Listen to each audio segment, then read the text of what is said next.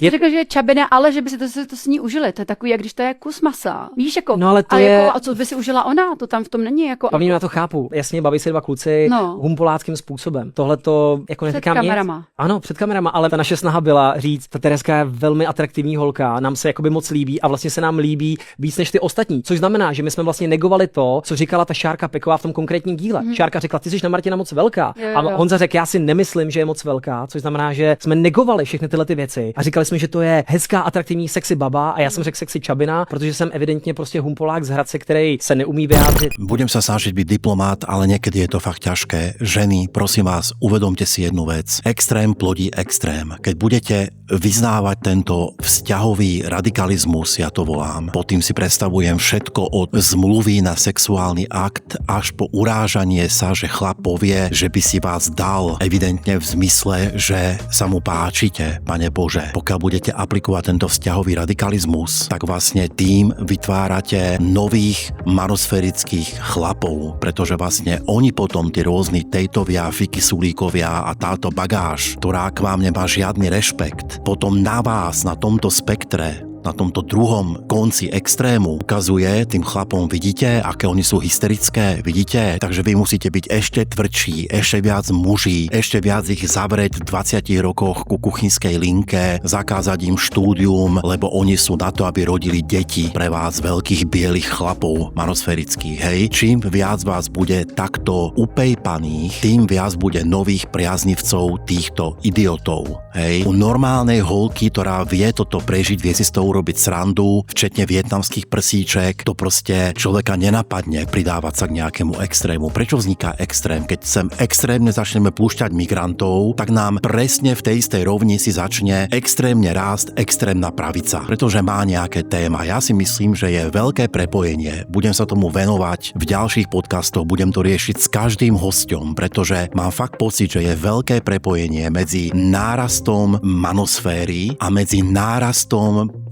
upejpaného spektra žien, čo je úplne zbytočné a je to kontraproduktívne. Hej?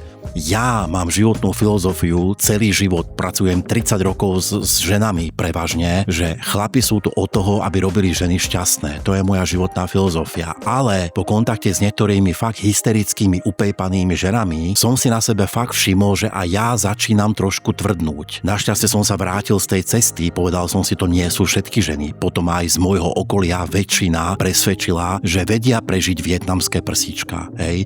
Že vedia prežiť také, že teba by som si dal, áno, je to také ako na mäso a podobne, ale predstavte si, že občas to tej žene, ktorá je normálne vyrovnaná a v pohode, vlastne môže aj padnúť dobre. Mal som tu o tom podcast s Natáliou, čo je predstaviteľka pre mňa normálnych holiek, zrovnaných, hej. Tá ani nechápala najprv, na aký súhlas so sexom sa pýtam, veď predsa to má vyplynúť medzi normálnymi ľuďmi zo situácie. V poriadku, absolútne beriem, nie znamená nie, to je super. Aj tie nové úpravy zákonov v Českej republike od januára 25 sú super, ale už to preháňať do áno znamená áno, do zmluv, Pane Bože, hej, že urobme si o tom zmluvu, to už je totálne peklo, to už je vzťahový radikalizmus a opakujem naposled, vytvárate tým nových Andrew Tateov a nových týchto podobných idiotov, úplne márnych a zbytočných, hej. Čím budete vy radikálnejšie, tým vytvárate na druhej strane viac radikálov. Dobre? Tak prestaňte, Pane Bože, buďme normálni.